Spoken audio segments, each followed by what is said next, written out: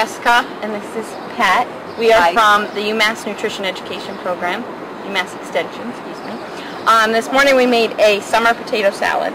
It's very basic, doesn't have any mayonnaise in it, so like Pat was mentioning, it can sit out if you're at a picnic and things for longer than a mayonnaise-based one. So, to start, we had a mix of locally grown potatoes. This is one of them. It's one of the purple potatoes. And even when you cut into it, it has a nice cool color to it.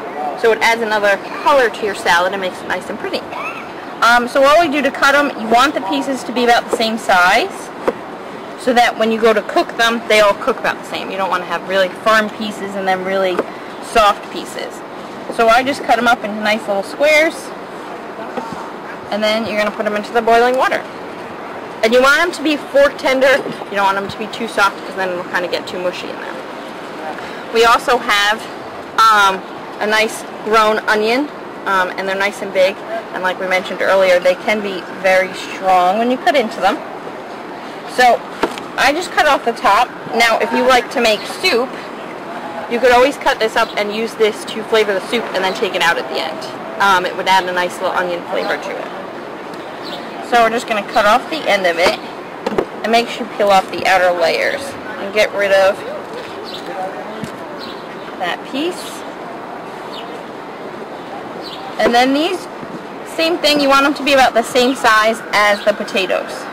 So I just cut like this, nice strips, and then just cut along the curve to make them all about the same size. Sorry, there you go. So now I'm just going to put these in my bowl.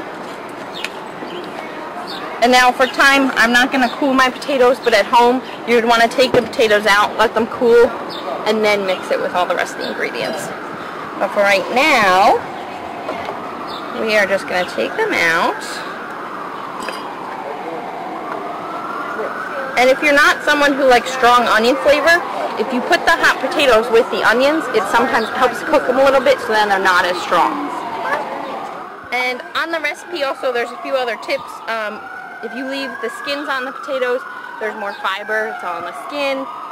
You could always try, and the interesting thing would be to use sweet potatoes. It would add a different flavor to it. Oh, that's a good idea. Be more of a little bit of a sweet potato salad. And also more vitamin A. That's a good idea. Additional vitamins. So now we have our onions and potatoes, and now you're just going to add a little bit of lemon juice. If you don't like lemon juice, you can use lime juice, vinegar, anything that has that acidic flavor to it. So we're just going to add a little. It tastes like a vinegar. It's actually just the lemon juice in this one. Oh, is that what it is? Yeah. And then you're going to add a little bit of olive oil.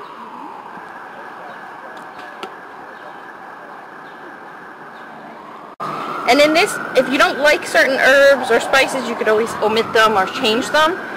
In this, we have a little bit of thyme. Dry mustard. You could always, instead of the lemon juice, you could always use a prepared mustard. Dijon, spicy, add different flavors to it. Then we have parsley. Now, with certain herbs, to get the flavor out more, you want to take them in your hands and go like this. Oh, good idea. Yeah. It makes them smaller and also brings out the flavor more. That's really important. Oh, with these dry herbs? Oh, really? Dry rosemary should Now be I grow a crushed. lot of my own herbs, but I do the same. But well, you can't really because Not with the fresh. yeah, because You don't everything need is to. fresh. Right. But you use more of the fresh. Yes. Well, I would use more of the fresh. And you also would put the fresh in at the end of whatever you're making. No kidding. Oh, okay. Thank you, ladies. You're welcome. So we also put some garlic powder in. If you want, you could always do fresh garlic. And then we have some black pepper. A little bit of onion powder because our onions were a little bit milder than they smelled.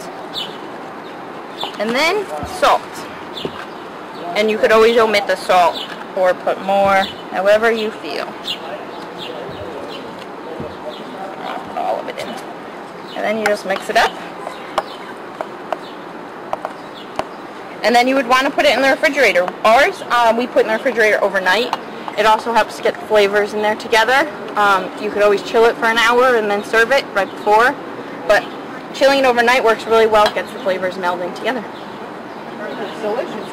And these great items, if you're composting at home, Yes. go right into the compost bin.